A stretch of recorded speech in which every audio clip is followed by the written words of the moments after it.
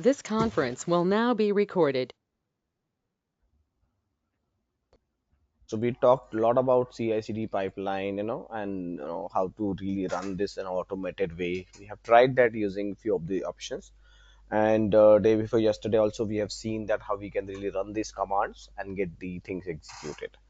Now today onwards we are getting into a world of DevOps. I'll explain you how things really work out, and we will start it from there to ensure that we are really going to create the entire package or the stuff which we really have. Okay, so let's get started.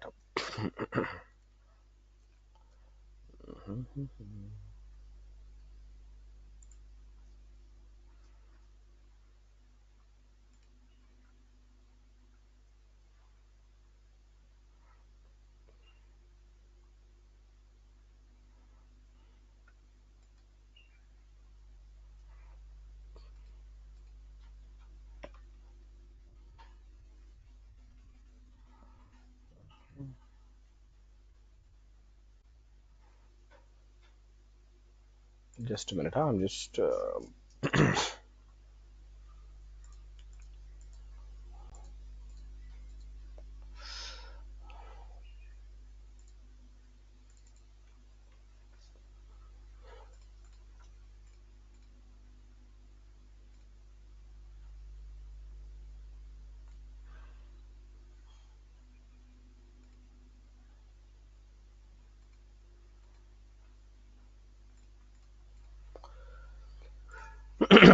okay.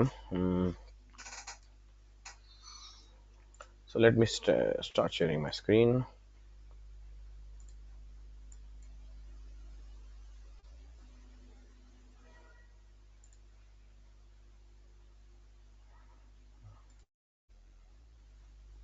Okay, can you guys see my screen?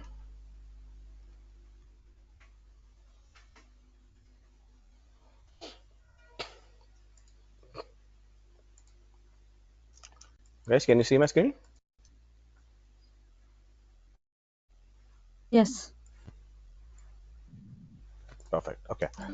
So yeah, I'll start with some basic thing about the DevOps, everything, and we will be really getting into that particular piece, right? So yesterday or day before yesterday, what we really started with, right? Yesterday also we have seen that how we can really run this Azure CLI commands and all. Now the step which we are trying to replicate, or why we are actually trying to replicate, let's talk about that one, right? So in case if I want to, my option is that when we are really going to run everything, what, as a developer or as a user, what I really want is create a web application. And this web application, let me make it large. Okay, and I want this web application to be really kind of like get access with all my users, whatever the users I'll be having. So in case if I have multiple users, I can really go ahead and create that one. Let me see. Cancel, I don't want that. So I want all my users, right? Whoever is really connecting to my system, they should be able to connect, and they should be able to see my application. I think that's the, from the overall perspective, this is our objective, right? Everything is what. Now, before this, whatever we are trying to do here is all a DevOps work to ensure that you are really going to execute this one. Now before this, there is one more thing which is really happening, and that thing is that Git, which we are really using. And my developer, because if I talk about this one, my developer, whoever is developing actually this application, he is just kind of like writing some code and putting that inside my Git repository. Perfect. Now, as a DevOps engineer, my work is to ensure that how can I convert this Git repository or the normal code into an application, so that application can be really accessible to my users and users can access it. Second thing, I also want to have a continuous updates going on, because every day my developer is working on something, he's pushing something, okay, and that push is nothing but a new feature, right? And generally what happens in a any organization, there is a concept like a sprint. Have you heard about sprint? Okay, sprint is a agile terminology, okay, we generally which call it as agile. Now what happens, in every sprint, If you have heard about this one, in every sprint, this sprint, like, or every project, right? Whenever you start with a project will have lot of requirements, that there are, say, like 100 things you want to do in that particular project. Perfect. You have it, very high level project understanding, whatever is really written, and that project might be having all the details saying that, okay, this is what you need to do, this is what you need to do. So people, or any program project manager, whoever really comes in, his job is to convert that project requirements. Okay, there might be 100 requirement, right? Out of those requirements, he need to make sure that those requirements should really get converted into more as a weekly basis, or a, sprint wise. So generally a terminology that, okay, I want to convert something where every 2 weeks I should really release some new product. Okay, every 2 weeks. So that means my user will have a new product or a new update, okay, after every 2 weeks. Now that could be a new feature. Okay, sometimes it could be a new feature when we talk about, so it could be a normal new feature, whatever we will be going with. Okay, or it could be also a bug fixed, right? Because in application there might be some bugs.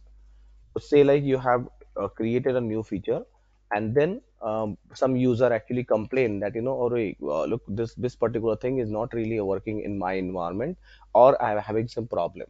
So that is a feedback you might really receive. So that feedback is nothing but the bugs, right? Because there might be some application problem, that because of that the user is not able to access that particular piece. So what developers task is to really update the bug or fix that particular issue, so next in the next release, that issue is automatically gone. Okay, so these are the two things we generally go with: new features or bugs. Now how this project management really goes in, project management will also goes in the same manner, that what they do, they regularly check the feedback. So they regularly have a feedback mechanism from a user, which will really go with whatever the feedback you want. Okay, and then there is always a team actually who is sitting there, which could be leadership team or a product management team, whatever, right? Product management or leadership, whatever you just name it, that one, right? Now this leadership team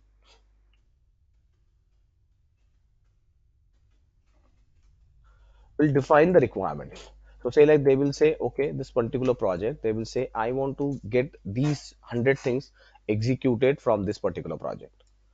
Now what project management will do, or project manager will really do, his job is to ensure, first of all, that he will go back and talk to the management team and define these requirements in a weekly basis. Perfect. That is one thing. Second thing, he will also ensure that he is talking to developers, okay, that how much they can really do out of these requirements in a week or 2 weeks of time, and what is the priority. So these are all the things which we need to really define in terms of uh, you know uh, a bigger, convert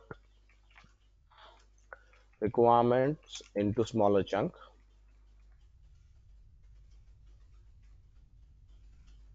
right? Second thing is check with development team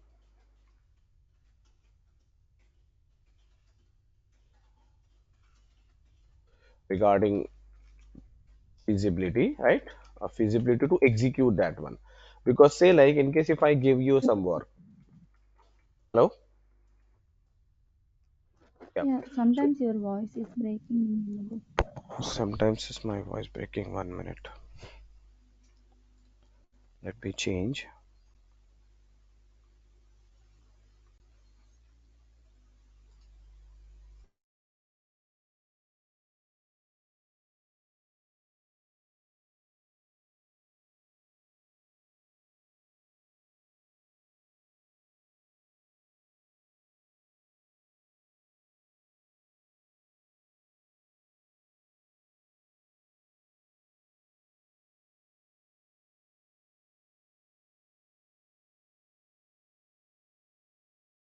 Okay, is it better now? I've changed my Wi-Fi settings.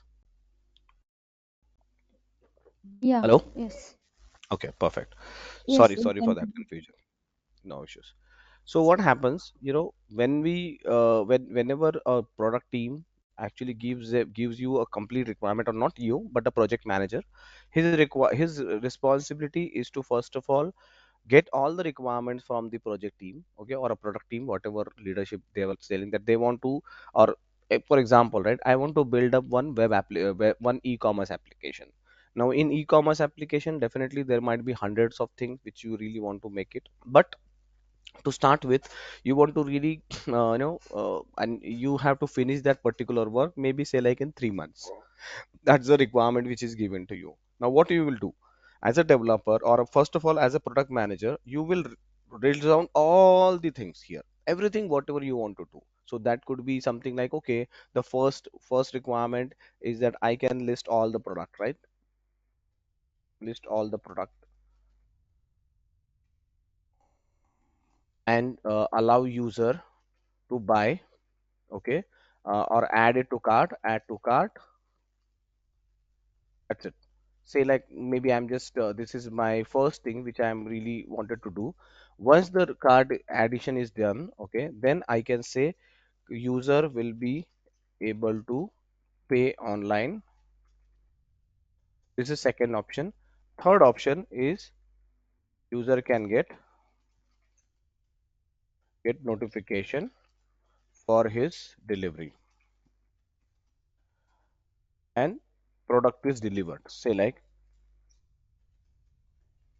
product is delivered to user and user confirmed. Okay, now these are the four things on a very high level, my application I want to really perform. I'm saying, okay, these are some of the things which you should really go ahead, and it should be able to do all these four things. Now all these four things may be definitely not possible in, maybe 2 sprints, and I want to complete this in 2 months of time. So what I want to do here, or maybe my project management saying, hey, finish all these 2 months in 2 months of time. So I'll say, okay, I'll try.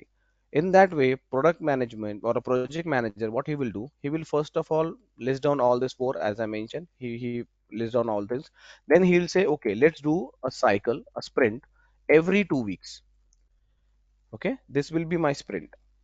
Now, in this particular sprint, because I know based on by looking at this one and the capacity I have from the developers, whatever the developer capacity I'm really having, so I'll check with these guys and I'll say, hey, how much time do you really need to complete this one or this one or this one or this one?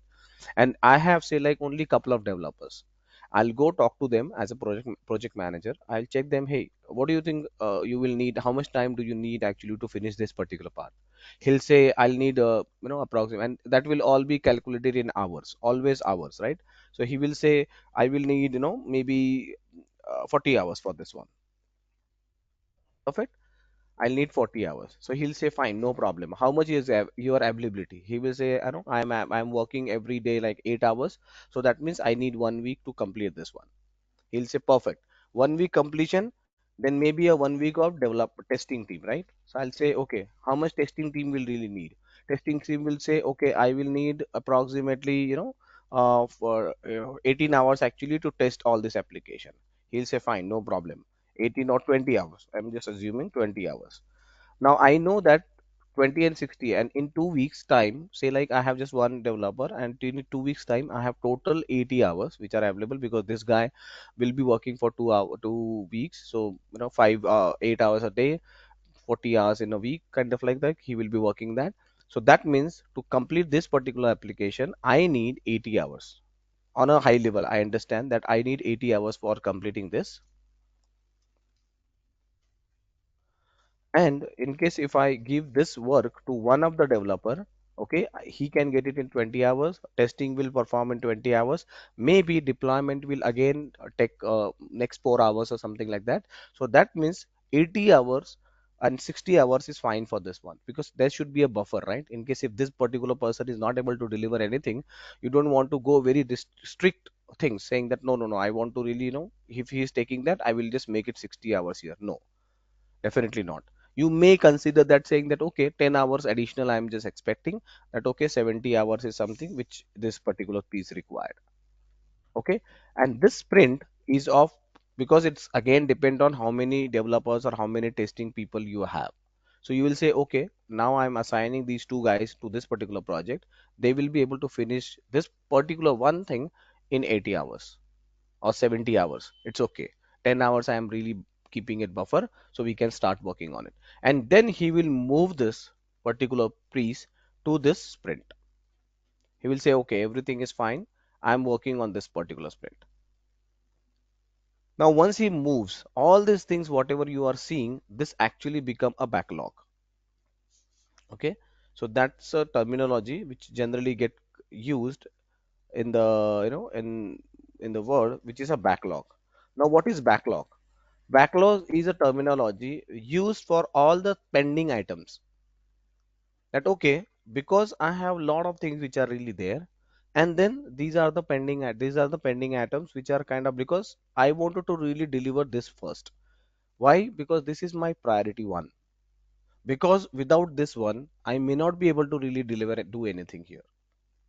Perfect. So that's where I can define the priority, saying that this is the highest priority, this is second low, this is third, this is fourth priority. That's how I can prioritize that. So next week, once I am done with this particular sprint, okay, next week I'm going to move it. This one is done. I'm going to move this piece here. So my backlog now left with two things. Third thing I can really go with for third sprint, I will move this thing. So that's how I can move. Now every sprint, whenever my every sprint is done, that means my developer is working on that, right? He will continuously update and start pushing that to Git. And the moment he done with one sprint, I'm going to develop my application, and that developed application can be now used by either a testing team, right? They can also test this application. So in case if I put up here, this particular person will start testing this application from the testing perspective. He'll say, okay, I'm testing this particular application. Perfect. So he can also spend some time onto this one, or he will start with development, right? As we have seen, multi-environment setup, right? We can start with development, we can start with production, we can start with all those things which we have already seen. Now that's how the overall approach is really going on. Now one more thing which might happen here, like when you are working on the sprint, okay, you have identified that okay, users are really claiming that, or maybe this testing team is coming back and saying that hey, I've tested this application, however there is some problem with this application, there is a bug actually which I identified, can you go ahead and fix that? Now that bug will also become a part of your sprint because that's a priority. You have to make sure you are really fixing this one because first time you have really worked on this one. Now this is the requirement you have. Along with that requirement, you are also going to work on a bug. Okay. Now initially that bug could be from QA team or from testing. While doing the testing, you can really do. There might be a chance that after one thing, you if we have given to your user also, for some user there could be some bugs raised by users. You'll have to start working on that, and that's where we have really kept this 10 hours because there might be a new work which might really come into the picture. So now next time in the next sprint I'll have to work on these three things. That's onward. Every bug onward, right? I'm really going to add up some more things here. So maybe in the third sprint, this is my first sprint one, sprint two, and this is my sprint three. Okay. So we have start adding more and more details here. The more and more details added, now say like in the third sprint, I will also use the same thing and I will move it here. Okay. But while I was doing that, because this is all the planning and everything happens every week, every day, whatever we really go with. Now what we need to do here is say like in case, meanwhile, product team said, no, no, no, no. Look, there is a new thing which is really coming into the picture now. AI is coming up. There's a lot of AI actually, which are really services are coming up. Why don't we add one more thing, okay, as a AI feature here, and that's a priority. That's I want to get here because you are done with two sprint. But in the third sprint, instead of taking this one, I have wanted to add a new feature here. So there is a new feature which they may be added, right? So they wanted to really use some other thing. They wanted to say AI enabled or integrate AI services like that way, right? Integrate AI services. Now this will become priority. So this will come as a first year. Now in the third sprint, because by the time we started, right, these were our priorities. But by the time we started after 1 month, this become my priority. I'll now start working on this one and I'll keep this same in a backlog. So that's how the overall process really works out. Now, this is all about the project management, right? This is where you will be working as a developer, or developer really gets into these particular pieces. But because this is just not really depend on development, because every time you have to also ensure that this entire piece is continuously going on. Perfect, because every sprint will push here, and you have to ensure that your CI/CD pipeline is well defined enough that everything is really going on, and you will also be part of this particular project as a DevOps engineer, because you need to understand that what kind of a development is going on and what you should be really having already. So say like in this particular thing, these guys are now trying to use some AI services. So what is your work? Your work is to integrate AI services, or maybe they are using Azure AI. I'm just giving a hypothetical example, right? Azure AI says, hey, look, we are going to use web app. You are saying, fine, no problem. I'll set up a web app here. Thing you have configured web app. To do the integration with other applications, so we need some database also. So in this way, in this sprint you may have to add database here in your CI/CD pipeline to create a database. Now in this sprint, they are saying, no, no, no, we are also looking for Azure AI services. What you are going to do? You are going to integrate Azure AI services. So you are prepared. You are also getting a time to prepare yourself, like enough, saying that okay, by the time they will be complete this one, they will have a dependency on this particular service. So what you will do, you will ensure that your git pipeline, or sorry, your CI/CD pipeline is well defined and already having all these AI services enabled in your pipeline. So your job is to just provision, right? Like they are asking that I will need database in this particular thing. You're saying fine, no problem, I'll set up this database. They'll saying I'll need one container or a storage actually which should be available here. You'll say fine, no problem, I'll make sure you will be having all these things. So you also understand that okay, these are some of the requirements which are coming in from the project, and those project requirement you will fulfill as a work of DevOps. So far with me, guys, any questions on this? Have you come across these kind of a setup in your organization right now?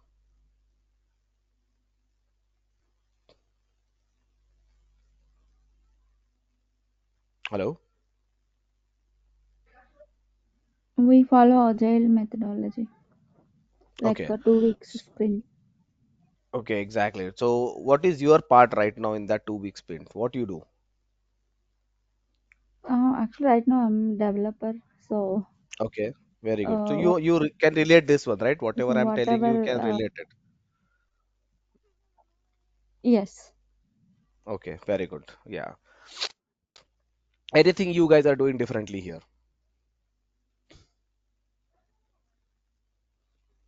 Actually, we don't have a specific team related to the DevOps right now, Okay. but Uh-huh. there Okay, is very good. one product one. Maybe I think whatever you are explaining, maybe like creating the stories and all those things take care of Mm-hmm. by the product owner instead of the specific team, like Mm-hmm. DevOps team.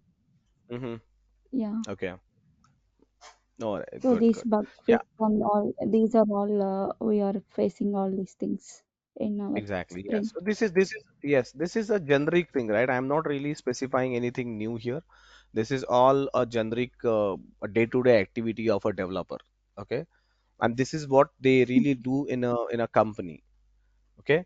And our job is to, again, as I mentioned, right, this will go on, this requirement, this will coming up, these are all the things what we have. Now here what we are really trying to understand here, and what is our job as a DevOps engineer in the whole here. Now our job is not just creating this particular pipeline, right? Because if I talk about these things, say like this is git from here to here, this is my work, right? All around this particular piece, whatever I'm talking about, this is actually my world as a DevOps engineer, right? Everything whatever is Uh, going on inside uh, this. Yeah, tell me. Actually, sometimes your voice is breaking. Sorry, man. I don't know what happening. I have couple of inter things. Still, there is a Oh, problem. I don't understand. Okay. Okay, no problem. I'll try to see how I can really improvise that one. Okay, so yeah. is it Also, that bad?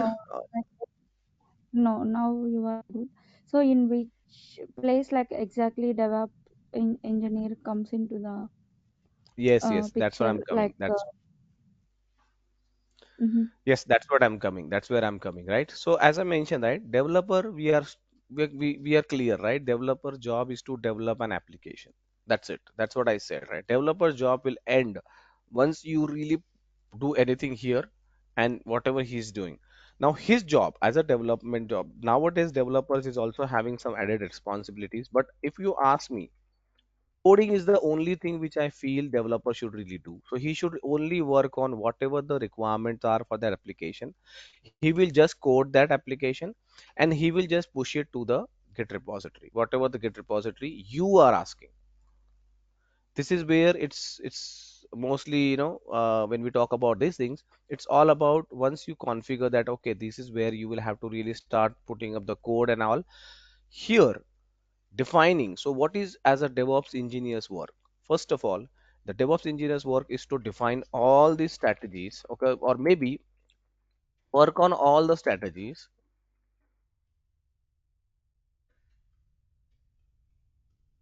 which are mentioned and use tools, okay, which are use tools for DevOps. Now, DevOps, as I mentioned, is a mindset. It's not like, something like out of the box something. Like a developer's job is to develop, right? Developer is again a terminology when we talk about who is a developer who is doing something. DevOps is a person who is really making that development and operation as a one thing, right? When we talk about as a DevOps, that DevOps is a combination of your developers and operations team, because whatever you have done so far, it's all the operations activity. Correct? You have created virtual machine, you have created storage account, you have created a web applications, you have tried to deploy the web application, you created the Docker container, you push that Docker container into the ACR, you created ACR. All these activities are like operational activities. Correct? And so many years, from like 30 40 years, all these administrators are doing all these things whatever you have done so far during our course, right? Everything manual. They go to portal, they do it something, they do it, click there and create the instance, they configure the instance and they make it ready. And then they deploy application, they build application, they do everything, they use virtual machines, they log into virtual machines, run some commands. All these things whatever we are talking about, this is all operational activities, right? Everything operational. Correct? Now, the problem with this operational is that, first of all, the issue with this operationals is that it is a too much of manual work, too much of manual, right? Everything is manual. You are creating a document and you just have to follow that document. Now, every time that document is changing, you don't know what is really happening here. And that was the problem with documentation. Everybody create the documentation, but nobody refer that documentation. Why? Because people hate to read lot of things, and I think that's a human nature. We don't like to really read lot of things, or at least the instruction that, do this, which are very important. I completely get that, but we are really trying to, do these things. So, and again, it is not very automated. So companies want automated processes. They don't want a manual processes, right? Even in any industry you go, yeah, even you go to automobile industry, you go to any manufacturing industry, you go anywhere, a small industries also nowadays. KFC, for example, if I talk about, there are a lot of things which they have already automated in KFC, right? The heating thing, the making the dough, the making things. It's all like there are a lot of automation which is going on. And you might be knowing that in KFC or McDonald's, they don't really hire a very, very, a five-star chef. No, they don't hire. Why? Because they actually have a very well-defined process that you have to do this. That's it.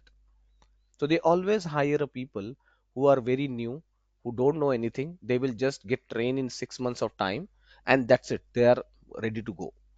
They will not really have a very five-star chef whom they are really paying like millions of rupees, or or a lakh of rupees to just get paid of that. No, they want a very specific things. Why? Because the processes are very well defined. You will not find a different taste in different KFCs. No, everything is same. Taste is same, the content is same, the material is same, the shape and size is same, everything is same. It's all because of processes. And DevOps is also a process. It's defined, well defined process, that when you are really doing the deployment, this is what you have to follow. Perfect. So as a DevOps engineer, yes, in the initial days, you will be started working on the DevOps defined processes, because there will be a positions, right? There will be a senior guy who is defining that, like an architect, DevOps architect. In case if I talk about the hierarchy, there will be a DevOps architect, right? Now that DevOps architect will define all the things. Now what he will define that, you will be actually, you have to work on Azure repos, you have to create Azure repos, you have to use Azure pipeline. These are some of the guidelines, right? Pipeline saying that, okay, you have to use this pipeline, you have to use secrets, something like this, use Docker only, Docker technology. Okay, use or not user, use Docker technology. Then say like use Kubernetes. Okay, use Kubernetes, and then use ACR. All these things actually, as a DevOps architect, they will define, saying that, okay, you have to only use this one. Now, what is your role? Your role as a DevOps engineer, when I talk about, right, there will be a senior engineer, there will be engineers, and all those things. I'm just taking everyone as a DevOps engineer. Now, what is DevOps engineer's job is to, whatever is defined, he has to ensure that whenever he is creating anything, he will be doing only thing within these technologies and tools. And there might be some predefined templates actually he will create. Like he will say, okay, when you are writing a pipeline, this is the sample pipeline, you have to run only that pipeline. What is your work as a DevOps engineer is to continue and use that pipeline as a template. Like I'm giving you some template, right? What is your work is to first of all work on that template, understand that template, and change that template based on the project requirement. Correct? So say like tomorrow, today you have come here, and this developing something. Maybe I'll just write out one more thing. So now, say like your job as a DevOps engineer, as I mentioned, right? Developer is there. There's a guy who is developing something, but he is developing into Python. Okay, his application, his everything, whatever he's doing, he's developing doing in the Python, and now he's kind of like pushing it to Git. Perfect. Now there is another guy who is developing in Java language, right? And he's also pushing into this one. Perfect. So these are two different technologies. These guys are really using two different technologies. Now, as a DevOps engineer, and they are both all different things. Here you are sitting. Now, what you are going to do here? Once this guy push here, okay, your job is to make or deploy this particular application into web app. Before deploying that one, what is your job? Your job is to develop or create a sample Docker file. What is a Docker file? Docker file is a instructions copy, right? Which you are really going to create. So you are going to say, okay, this is the Docker file which I'm going to use, and based on this Docker file, you will really convert that into a Docker image, right? Now your job is to convert this Docker image and then push this Docker image to ACR and then deploy it to production, or wherever you have like web application. I'm just talking about in this web application. So this is your journey. Exactly same thing will also happen here, the journey here. But there is a change in this particular journey. What is the change? First of all, you will have to make sure you are creating both the Docker files, and from here to here you have to perform everything. Now how you perform is up to you, but the recommendation option is all should be automated. I don't want you to really create a manually Docker file, a manually Docker image, create and then push that image to the ACR, and then from ACR to push that to the web application. All these things whatever I'm just talking, these are the only basic things, right? There are a lot of things you might have to do. I'm just giving you a very basic thing. Like this guy is just pushing his work, and that's it, he's just leaving it. His job is to, before this one he is doing 100 things, after this you have to do 100 things. So till git, the python's work, the developer's work is to push it to git. Your work start there. Your work is start there from git to web application. And there are multiple things actually which are really in place. Okay, now when you're talking about this, then the first thing is when you are really writing a Docker file, or you might be having already a Docker file, right? You don't have to really write anything. But do you think this Docker file and this Docker file can work for both the application? What do you think, guys? Yes or no? Come on, I want to answer. Can you repeat the question, please? Okay. So say like I have a developer who is, one developer is developing in Python, one is Java. They both pushed into different Git repositories. Okay. Now your work is to start from this one, right? You have to create application, you have to deploy this Python application into web app, and this Java application into separate web app, right? That's why I'm creating a separate one here. Now when you are really writing a Docker file, because that's where you have to start, right? To build up an image, what you need, you need a Docker file, correct? Without this Docker file, this Docker image will not be built. So if I create one Docker file, do you think that one Docker file will really work for both the applications?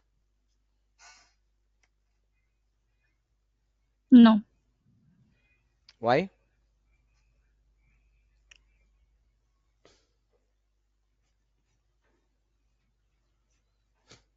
Why it will not work? Come on, guys. If you are not Sorry, able we to lost answer this, your voice. hello, hello, hello. Yes. So yeah, why do you think we will Hello. not be able to? Yeah, hello. What? Why do you think you will not be able to do this? What do you think will be a problem?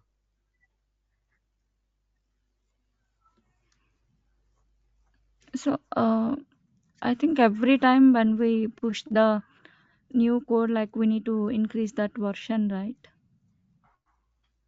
Okay. What else?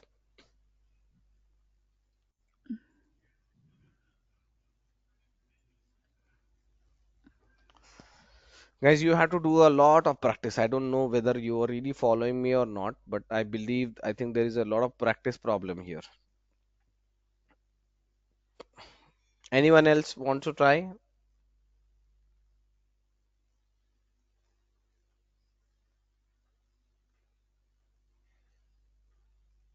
Hello? No one? Come on, guys. This is very simple, man. Come on. I think you should be able to answer this one. If you are not able to answer this one, that means you are not able to understand anything what I'm telling you here. Or you're somehow not doing a practice.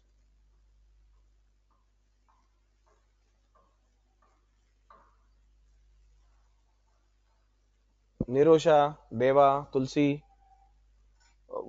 Meghna, I think, are you guys really understanding what I'm teaching you here?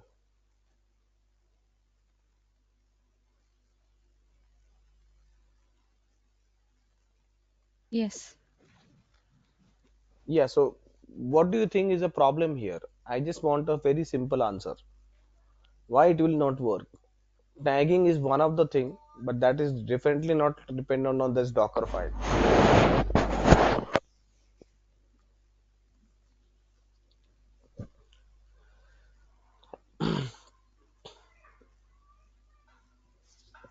Guys, things are not, I don't know, but I think you have to really start practicing a lot. You guys are not practicing anything. Okay, let me tell you. The problem, first of all, when you talk about a Docker file, right? Whenever we create this Docker file, you create this Docker file based on the functions whatever we really go, or based on the programming language which you really do with. If you remember, right, I've showed you how to write a Docker file. Yeah, I've showed you already a Docker file. That Docker file, the first thing what you need is a from, and the kind of like, when we are talking about this one, it is also important that when you are really writing it, you have to really go through whatever the code or whatever the pipeline which you really going to, or sorry, whatever the image you are going to really use. If you are having application which is Python, you will start with Python. If your application is Java, you will start with Java, from Java. If your application is .NET, you will start with .NET. So this Docker file is all separate for everything. It cannot be same for your different things. If you have a Python, that's yes, you might be using this one. But then again, you have to create a new Python file because might be in this one the folder structure and everything might be different, right? Have you seen this one? I'm not sure whether you really got opportunity to get into that one, but let me show you. We have used this one, right? If you remember, we have used this particular this particular system actually, which is really we use this particular Git repository, right? Inside this Git repository, I have all these different files, and I ask you to really do it, to use this and build up the application, different applications. Now every application, the one which we have used is a web application. If I go back here, go inside this particular thing, you can see there is a Docker file and then there is a index.html file. This is actually my code, but this is a Docker file which you need to really create every time. So if I create a Docker file here, I can see this is the file which I am really having, right? Where what is this file is having? That file is having from httpd. This is my image, and then I am having all the instructions to really run inside that image. If I go to Python application, right, I have a Python application. If I expand this, I also have a Docker file here. I just click here, so I can see a different Python file here, different image here, Python Alpine. This is a different image. If I go to my PHP application, okay, I'll have a different image here. If I go back to my Node.js application, I have a different image here, and the instructions, different instructions. Now this is how you will have to create this Docker file. And every application like Java, you have a different Python file here, or sorry, Docker file here, because you have an image, different image here. One image, single image cannot work for Java and Python and all. No, we don't want to do it. That's how you are separating it out. And every applications, if you see the below thing also, it's a separate different technology with different way of executing things or different way of building that particular image. Like in Java, you are using from Tomcat, you are adding the sample war file which is already there, you are exposing and you are running this command Catalina. This is a command, this is how you run Java application. If I go to the Node.js, for the Node.js, you have to use a node and then you have to run this npm install command. Without that, your application will not run, because npm install will install all the dependencies and everything. You may have to understand some of the things, but it's okay. And then you have to run a node command here, right? But this node command will only execute if you